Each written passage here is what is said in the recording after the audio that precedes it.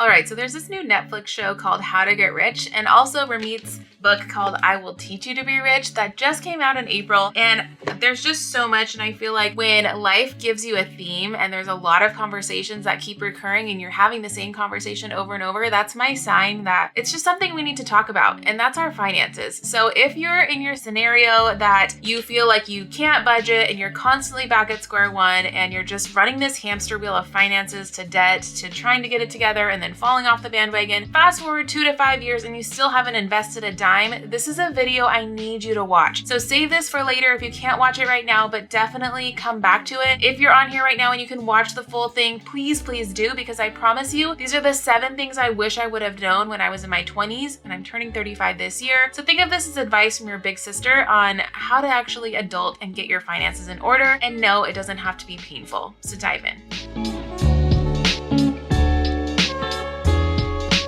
Hey guys, if you're new here, my name is Marina and I'm a realtor and a multi-passionate entrepreneur, and I live in Hawaii. And so being an entrepreneur and a mom and a wife means I have a lot of responsibility, and I've definitely learned through the years of how not to do my finances, I should say, and how to do finances responsibly. And I just want to paint this picture for you because I remember this like yesterday, where looking at your bank account gives you anxiety and checking your balance freaking just makes you feel so awful that all you want to do is either go eat something or go spend more money and get further into debt. And thirdly, that you just feel like you can never catch up, and that one day number, that magical financial freedom number, is just so out of reach. Not even the financial freedom number, but just getting to next month. Like if you are living paycheck to paycheck and you're looking at all these people, maybe you're scrolling Zillow at night wondering, God, one day I hope I can please afford this house, but I don't know how it's gonna happen. I need you to just listen today. Honestly, this is just so many good habits that it takes time and it takes a muscle to develop, but it doesn't have to be painful. It doesn't have to be rocket science. We're not going to go deep dive into what stocks are today and all that, but this is just ABCs, 1, 2, 3s that I want to pass down to you, whoever you are, wherever in life, but most importantly, the younger generation behind me. So I have a couple of cousins and niece right now. They just told me this summer that they want to start looking into buying a home. And so just shooting the shit, I was like, okay, great. Well, tell me where you're at right now. One couple has a chunk of change. They got an inheritance, so they're a little bit ahead of the other one. And the other one has some savings. They have a wedding come up. The first question I always ask is like, well, are you investing yet? And you can just see instantly, like, they don't know what they don't know. And our institutions and our country has failed us on financial literacy. So I really have to attribute a lot of what I've learned to my husband, Ryan. He actually went to school for finance, and he's just like so much more of a numbers guy. Whereas like I'm the visionary in our relationship and in my business. I'm more of the creative. I'm like delegate, and like the numbers will work themselves out, right? But that's just not reality. And the reality is we have to pay attention and we have to give some nurturing to our money, to put our money to work, right? Not just to pay the bills, but actually to make it work for us. So I just want to run through here super quick, because money does not answer all problems. And also just going back to my previous self, I remember all I wanted to do was like hit the 6-figure mark. Like if only I could make $100,000, that would solve all of my problems. And I hate to break it to you, but that's just not the truth. And 100,000 isn't what it used to be. So now, especially in Hawaii, an article came out recently where like $100,000 isn't even the minimum of what you need to live in Hawaii for like an average quality of life. So if you want to be an above average lifestyle and have the affordability to go travel and eat at nice restaurants, you have to make more than $100,000 a year just to make that work. And so that really set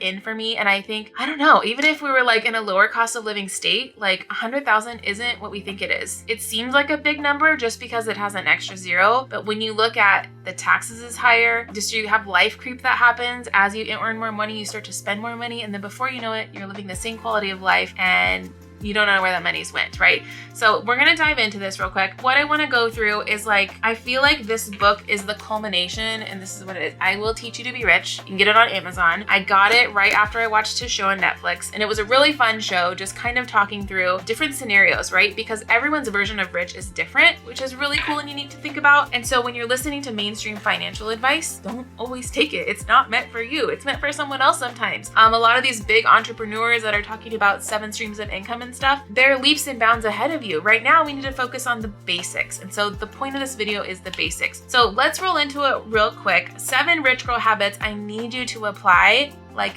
today, sister, okay? So number one is you have to build prioritizing an emergency fund. So what does that mean? What is the point of an emergency fund and why would you need one? Well, let's just think about reality check. If you are living paycheck to paycheck right now and shit hits the fan, how are you gonna pay for life? If your answer is putting it on the credit card, that's a wrong answer, because just no. That is no longer part of our vocabulary, is charge it to the card and I'll figure it out later. So instead, what the budget does to have the emergency fund, it's putting away a dedicated amount off the top of your paycheck every month that you don't even see. It's just immediate. You get paid, it goes here.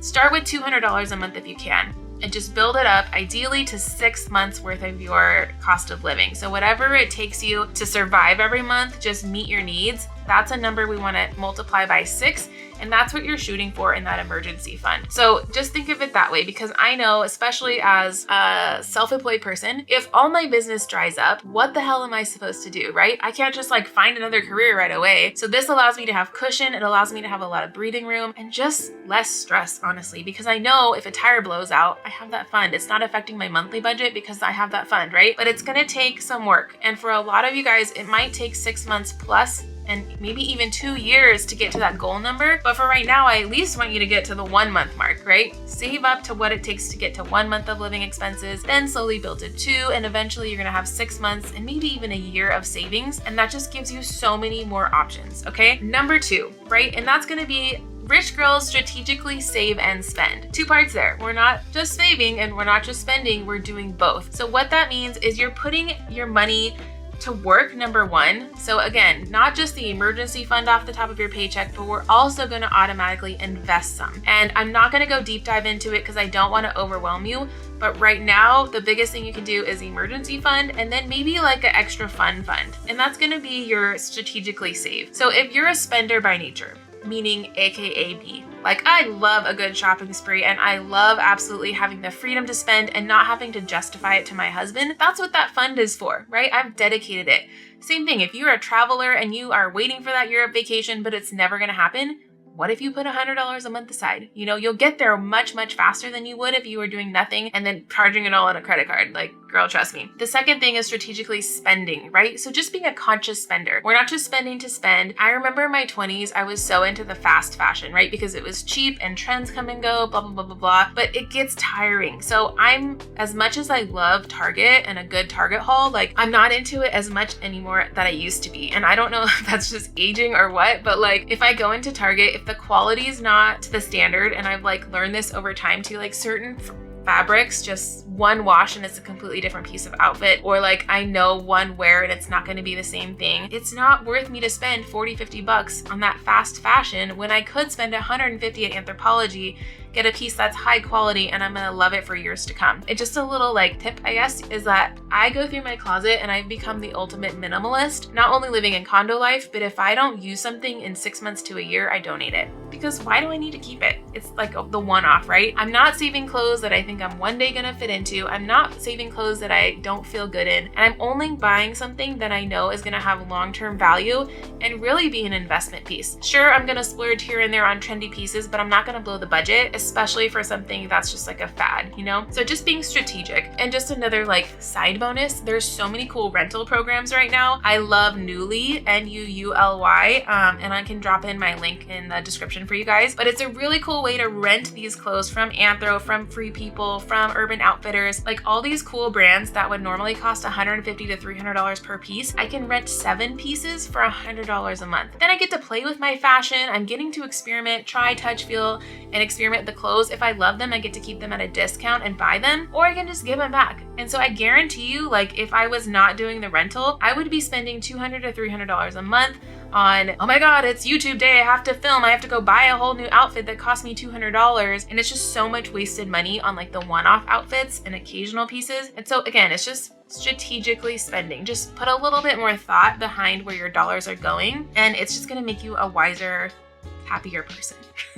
Number 3 on rich girl habits here. This is gonna be not avoiding your finances. So rich girls don't avoid the numbers. This is also something that has taken me years and years to like get the mindset right. Like money is such a mindset and emotional topic. And the biggest thing is like actually looking at your bank account and checking your statements is an act of self-love. So think of it that way. When you check on your numbers, you're taking care of something that was blessed to you. So I'm a big believer that what comes in must go out. I'm not gonna hoard money, right? So I have a respect of money, not that it's an entity or a being, absolutely not. It is a tool. And I know that I'm gonna put it to work, but I need to have eyes and ears on it. I need to see what it's doing, right? And money blindness is a real thing. It's so easy to avoid it because of the emotions we attach to it. And then avoidance doesn't do anything. Like you literally, this is one thing that Ramit says in his book is like, the one thing you should never do is ignore your debt, okay? So I'm just gonna read this. Ignoring debt is like carrying around a heavy backpack and pretending it's not there. The longer you ignore it, the more interest you accrue and the longer it'll take to pay it off. If you don't wanna be paying off the credit card or debt or the student loans 20 or 30 years from now, he recommends adding just an extra $100 to your monthly payments or calling up your credit person or your lender and asking them to refinance and bring the payments down, which is something a lot of people don't know. Again,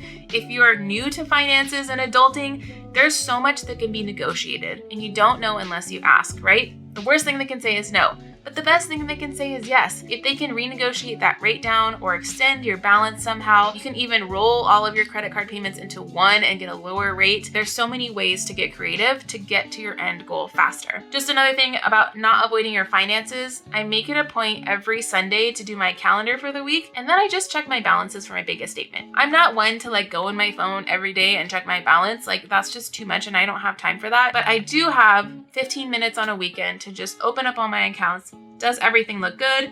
Is there anything suspicious or something that I don't remember spending, especially big things? So I recently caught on my business bank account, there was like 4 charges for delta.com, like the airfare. And I certainly did not book an airfare flight for $2,000. So I reported it to the credit card company and they were able to freeze my card, get a new one, and they gave me that money back. So I don't know what happened. I honestly don't. But that's potentially $2,000 I could have just spent if I was ignoring my finances. Big things here. Awareness is good. It's healthy, okay? This is what we want. We want healthy rich girl manifestation, and that means we are not avoiding our finances. Let's talk about number 4. You passively grow your wealth. The rich girl is growing money while she sleeps. So just like evergreen content works on Instagram, that's what investments do for your bank account. I love this that I kind of found from somewhere, and it says you're utilizing the power of compound interest because that really is what it is. And time is your biggest asset. So if you're in your 20s, that's my one regret, guys, is that I didn't heavily invest young in my 20s because the difference is crazy. You can just look up like a compounding interest calculator and just look up like retirement age calculation and see how much you need to save for retirement based on the amount of money you want to make when you're retired. But there is so much that changes in just a decade. There's something called the rule of 72, which I want you guys to Google after this or look it up on YouTube. But basically that's the amount of time it takes for your money to double with compounding interest. Again, it's just saying you don't have to add more money, but just by you putting in, let's say $1,000 and letting it sit there, it's growing, just doing nothing. Versus if you put it in a savings account, it is actually dying because of inflation and all the other things happening. And so that's part of our plan, right? Our rich girl plan is we're saving for our emergency fund again, and we are putting money into investments. Just not to overwhelm you with stocks, but the most basic, safest way to invest is going to be in a Roth IRA, which is a type of retirement account, or just an index fund, mutual funds, which just means it's a group of companies in America, like let's say a collection of 500 of American companies, and you're investing in all of them, like a little bit of all of them, a small percentage. So if one company bankrupts, well, guess what? You got 499 that are still doing good. And that's the whole point, right? We're being conservative. I mean, side note about passively growing, like good investors and investments are really, really boring. They're not exciting because everything else is freaking gambling, okay? So let's get that clear too. Okay, let's move on to number 5. Rich girls take advantage of credit. And what I mean by that is, number 1, you're responsible enough about credit cards, okay? So that's saying every single time we're using a card, and this is a non-negotiable, if you're charging something to the card, then you have that amount in your checking account that you can pay off the card in full every single month. If you are charging it on the card and you're waiting for your payment to come in and then you're gonna pay off the card, red zone. That's like a hard stop. That's not enough money in your checking account to be charging it, so you cannot afford it. You cannot afford Starbucks on your credit card if you don't have the $100 in your checking. Does that make sense? And I know this is like hard. So when I first got married, I was horrible at finances. I was in credit card debt, and it took a good 5 to 6 years of marriage and Ryan working with me and coaching with me to figure out my own stubborn habits. Like, I had so many bad money habits when I first got married. I'm turning 35 this summer, and I feel like just the last 5 years it started to click, and I've started to see the big picture and like get over my own, I don't know if it's like insecurity or stubbornness or like what it was, but like I was just like, no, I'll just pay it later. Like, it's just a monthly payment. Like, there was some kind of mind block that was convincing me it was okay. But the reality is that these banks make billions of dollars banking on you not to pay off your bill. Like, they want you to just pay the minimum balance. That's why it's so sexy and there's so many freaking ads for it. But like I said, investing should be boring. You should only be charging to the card if you have the cash to pay it off every month. And the ones who take advantage of credit cards are smart, right? Because we're taking advantage of points. So one tip that I have is for our personal expenses, we use a Citi card through Costco. And every time we purchase like groceries or gas or whatever, it goes on our Costco card. And we got almost $1,000 cash back from Costco this year from the Citi card. That's crazy. Just for me paying off my bill every single month, I got $1,000 back. That's a huge bonus, right? That's like, put that in my Disney fund. That's, that's the fun money that I just got rewarded for being responsible, right? Like, how many of you would like your credit card company to pay you $1,000? The other one is, especially for your entrepreneurs or someone who is doing a lot of business expenses, there are travel cards. Even for like planning vacations, if you're a big traveler, get a travel card because you're gonna get extra points and extra incentives to keep putting money and paying that card off. And that's just by doing the same thing. So that's what I do for my business card. I love the Alaska card because we do a lot of West Coast travel. And so with the Alaska card, we get the companion airfare flight. So that means if my husband and I both have Alaska cards, we also have two kids. So that means we pay for 2 flights, but we get 4 flights for the price of those, right? Basically, we get that $100 flight anywhere that Alaska flies. And that's a huge discount coming from Hawaii versus paying $600 per flight. I also get cash back on Alaska and a ton of points just by me charging all my business expenses to the card and then paying it off for my business checking every month. I'm able to rack up those miles. And I was able to do a round trip flight and everything to Dallas from my credit card reward points. And that would have saved me like probably $2,000. So that right there, just with those 2 types of credit cards, was $3,000 worth of value by me paying off my bill every month. Do you start to see how this is like working? And when we stack on all these levels, like we're getting there, like the momentum is moving. Number 6, rich girls reward themselves. Yes, we do. And what that means is literally that we don't hold back. So I know a lot of times money management can cause us to be very fearful. And that means that we don't want to spend a dime because that's just not part of the plan. And we have to hoard money in order for us to get to our goals, right? But then that leads to like all of a sudden a spontaneous blow the budget because you've been holding back so much and you spend more money than you would have normally. So instead, I want you to just think like, in order for you to reach your goals, you have to incentivize yourself and reward yourself occasionally. So for me, that's part of my self-care every week, whether that's going to the salon, getting a mani or pedi. Next week, I'm rewarding myself with a facial because I had a really good sales month. So it's just here and there, but I'm not blowing the budget. I'm not going to spend $600, $800 at a time. I'm spending $100 here and there. It's little bits in there. It gives me like the endorphins that I need and the excitement again, but then I'm back to business. I'm being responsible, I'm being boring, and I know I'm gonna reach my goals in the long term. Last tip for rich girl habits that you need to apply today is gonna be that you trust the flow of money. Again, this can be like kind of a woo-woo thing I want you to think about, but it's also a Christian thing. So if you think about, there's a story in the New Testament about, I think it was like a landowner. He gave them 3 different guys a portion of money and told them to take care of it while he was gone, right? So there's the guy that buries the money, and then there's the guy that grows it a little bit. He's very conservative. Like, he doesn't do a lot with it, but it's a little bit of a return. And then there's the guy that like quadruples, or I don't know, like 5x's the amount of money that he gave because he invested it and he was able to multiply the money. So with that, it's like there is a flow of money. We're not meant to just like be the stop. We're actually meant to like receive the money and then multiply the money and then give the money away. And so even when you're shopping, you're putting the money back into the economy, right? So there's this good flow coming through us. We're not just like the stop all be all. It's never leaving my checking account because I'm living in fear. It's I trust that as I receive money, I'm going to take good care of it. I'm going to be a good money manager, put the money to work, and then that money is able to allow me to be really, really generous without limits. It's able for me to invest and able to start new things and be adventurous and live a full life. I'm not just living in fear and having mattress money and like all the other things that I hear, okay? But there is a little bit of mindset stuff that it does take, and I think it's just trust. And for me, it's a faith factor. I just know like if I can manage my money well, then God is going to continue to provide for me and my family. So it's almost like if you think of like, this is another Christian thing. If God is the father, I need to show my dad that I'm taking care of what he's giving me as a responsibility, right? That's simply all that it is. All right, so that was a lot of information. And I just want to encourage you guys that like we know, like everybody's situation is so different, and don't get caught up in the comparison of what so-and-so has versus so-and-so. And what I've learned, especially in the real estate industry, it's been really interesting. There's so much ego and so much fake facade going on, but what looks successful on the outside can actually be mountains of debt behind the curtain. A business can look like it's so shiny and flashy and quote unquote top 10 sales in the industry or whatever, or like top 100 agents. And then you hear about their business and how they're barely profitable, like barely breaking even because they're spending so much to keep the engine running. That is not a version of success that I want to be a part of, right? I'm trying to have like 40-50% profit margins here and really run efficiently,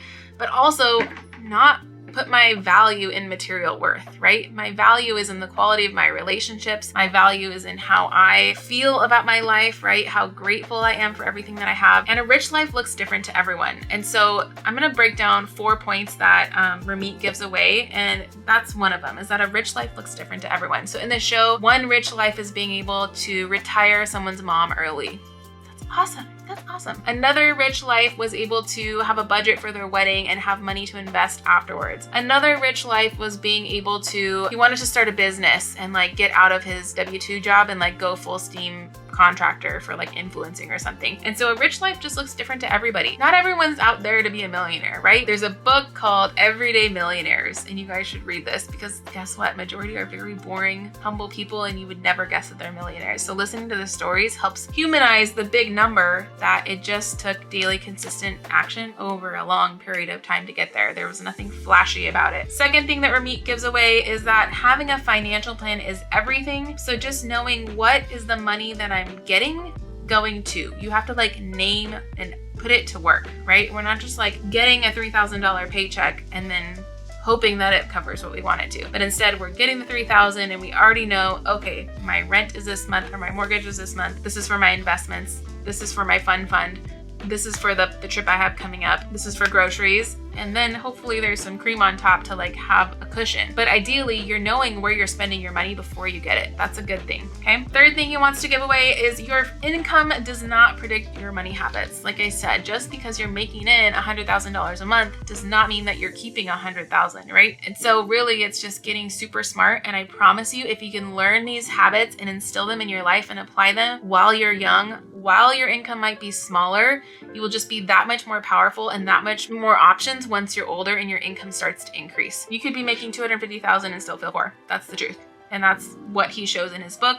That's what he shows on his show. It doesn't matter how much money you make. If you can't keep the money, then what's the point? All right, the last little tip I want to give from Meet's book and his show is the number one investment you can make is in yourself. And so I really think it's watching videos like this, but not just watching them and forgetting them, it's applying them. Like I want you to set a date in the calendar every week to have with yourself and your money. Like honestly, and it's gonna be painful in the beginning. If you've never done this, your homework is to go like on a weekend, pour a glass of wine, get a beer, whatever it is that makes you feel like, okay, this is like adulting and I'm just gonna get serious right now. Block out all distractions, don't take any phone calls or text messages. And I want you to print out every bank statement for the year because we're in June now, okay? When you do that, you're gonna be starting to notice where your money is going. You're gonna get visual eyes and you might start to tally up, oh, hot damn, I really eat a lot of fast food.